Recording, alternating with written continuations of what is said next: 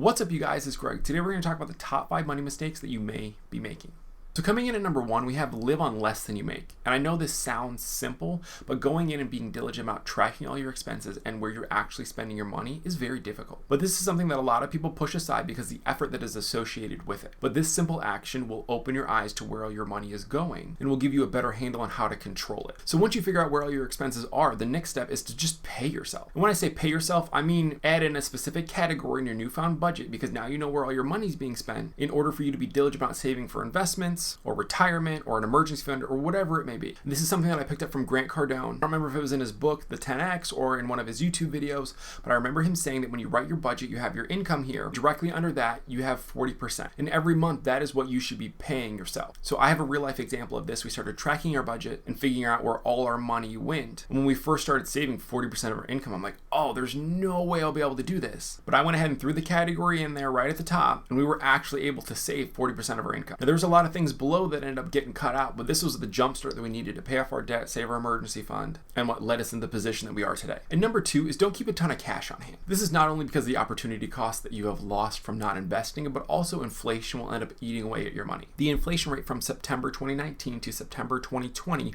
was 1.4%, which is slightly lower than we typically see on a year-to-year basis. And that's not a typical number. Usually inflation is just a little bit higher than that. But let's look at the other end of the spectrum. If you weren't to hold on to this cash, but you were to invest it in the S&P 500, and just in case you aren't familiar with what that is, the S&P 500 index is a benchmark of American stock market performance dating back to the 1920s. The index has returned a historic annualized average return of around 10% since its inception through 2019. So on one hand, you can hoard all your cash in your checking account and lose 1 to 3% in interest a year, or you can invest it in a good growth stock mutual fund and gain 7 to 8% on interest, accounting for inflation. Next is pay for credit card debt, because the average credit card interest rate is 17.98% for new offers and 14.58% for existing accounts.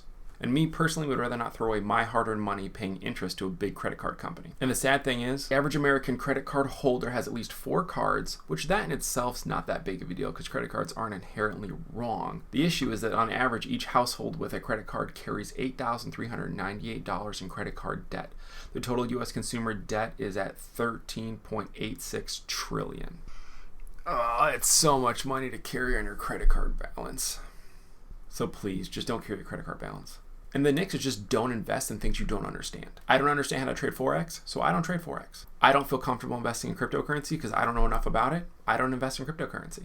If you don't know how to invest in real estate, don't invest in real estate until you've done some research on it. If you don't feel comfortable trading stocks, just do some research. There's lots of forms of investment strategies, but there's no point in throwing money at something that you don't fully understand or something that you read in an article or something that your friend brought up, because at the end of the day, you want your money to grow, so you want to feel comfortable knowing that you're making a good, solid investment.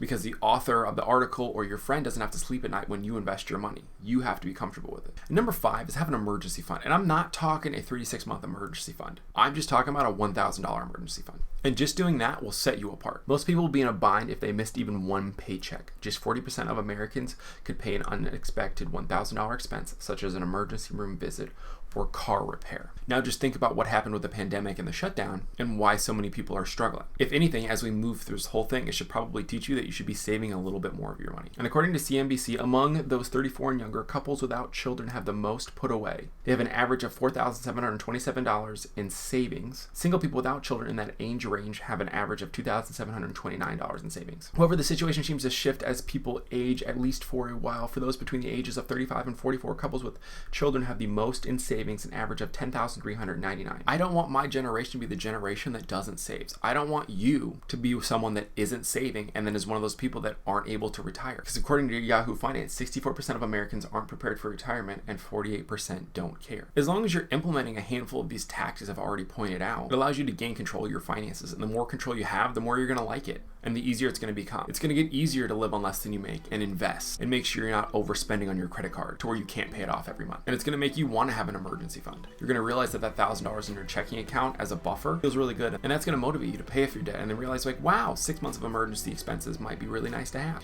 And honestly, winning with money is something that's possible for everybody. You just have to make the decision to do it. And unfortunately, this is not something that any of us learned in grade school. So it's going to take a little bit of work, but I believe you can do it. Hopefully this video is helpful. Hopefully I managed to make it just a little bit entertaining for you. If you like the content and watch it this far, go ahead and hit the like button for the YouTube algorithm. But anyways, thanks for watching. I'll catch you next video.